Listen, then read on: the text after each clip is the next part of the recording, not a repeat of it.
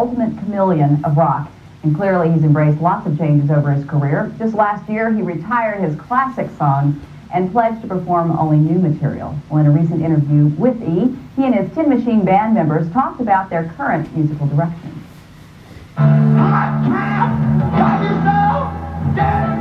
Last year, David Bowie insisted his Sound and Vision tour would be the final time he would sing his classic songs in concert. This year, the chameleon of pop music has lived up to his word.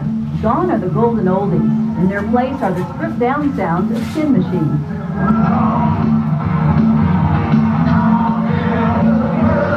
Bowie shares the spotlight with his three collaborators, Reed Gabriel's Anthony Sales on guitar, and drummer Hunt Sales.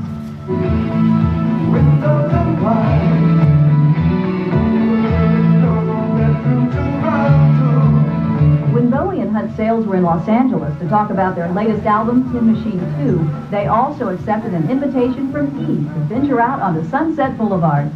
But before the stroll, the thin white Duke was asked to move his own machine, a classic Jaguar. I'm in your parking space. I said I'd phone you last week, but I'll give you a call just before I'm leaving soon for Europe. I'll give you a call in a couple of days. Sorry about that. The parking place belonged to Sandy Gallen, Michael Jackson's manager.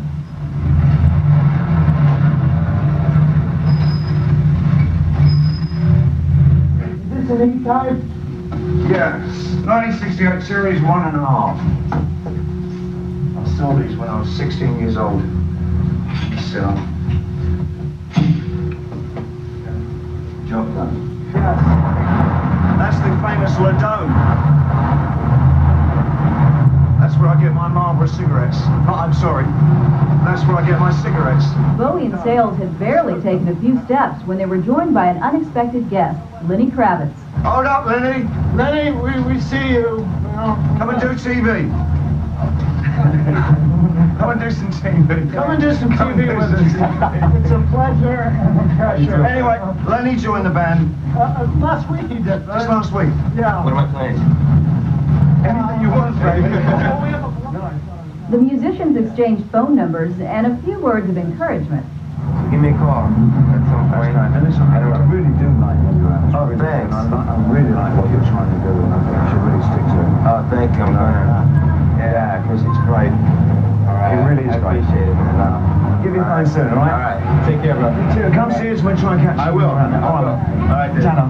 For Bowie, meeting friends on the boulevard seemed a rare occurrence. That's the first guy I met in months. I'm not kidding you. No kidding, David? Oh, that was really nice. I mean, it really was actually very nice to meet somebody that I knew on the street. After Kravitz left, Bowie and Sales were all too willing to talk about the band Tin Machine.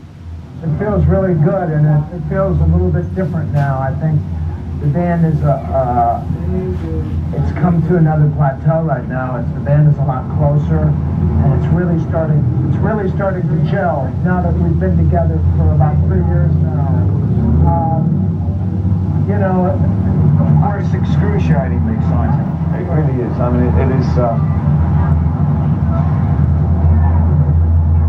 I miss a thrill with actually stage work in such a long time like this. There's such a degree of danger in musically in what we're doing.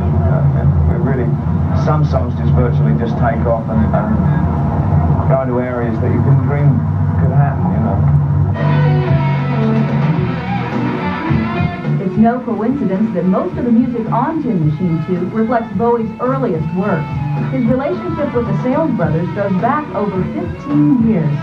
I don't know. I work with a guy named David Jones, so David Bowie is probably something to somebody else.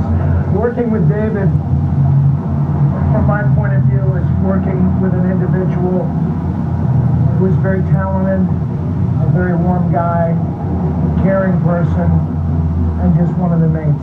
You know what I mean? And we have known each other for so long. It's you know. It's gotten to a point where it's like a family, isn't it? Yeah, it's more like a farm.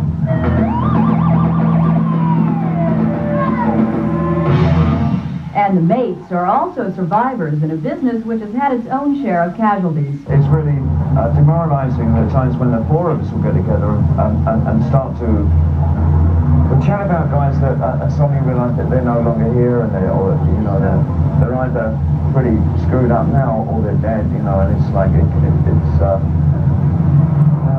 it's quite alarming what we sort of survived, I guess. Sippy Sales' sons, no doubt. That's not easy to say.